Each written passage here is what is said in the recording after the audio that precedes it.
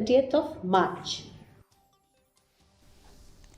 Unong yalam ka Seng NPP ubadeiru hagajuk kapor udkhot ka kenhun menteri urakam sangma hakas balang ulaong ba ka Seng Congress bat ka menor badan burom jongka kilakutno Henry ka Seng NPP pat kadai kalaway jongkani gajala hakabaya dei bat ka election MP usangma ula bancur ba ikertong na kabenta ka syuki Lok Sabha na Shillong ibadei idkhot ka kenhun menteri ikong Amperin Lingdo idei iba biang tam iba kani ka Seng kalapenmi kajinga kren jong usangma kalawan hadian ba ka Seng Congress kalapen kan mau yaki kam bat yaki jingno senyang jongka menshua kiba kalale ha kani ka jela kum kaway na kidaw ba kongsan na kabenta kipat ba ban penjab biang yaka ha kani ka election haba kren chapang ka election Lok Sabha khamtam chapang ka syuki kanong ba Shillong usangma ulaong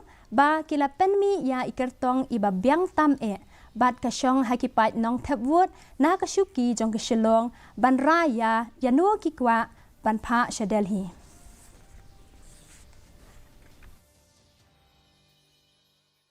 The best woman, the best person in the state.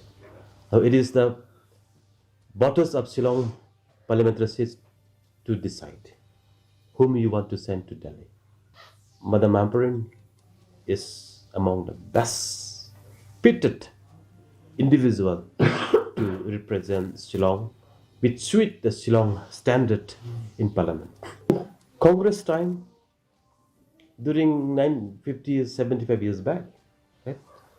70 years back, during Congress time, the country get independent country. Where is Congress now? Meghalaya got statehood during AP SLCC time. Where is AP SLCC now today? So this is I mean, like, it is not about the party, it's not about organization, it is about the individual today. Whom to represent.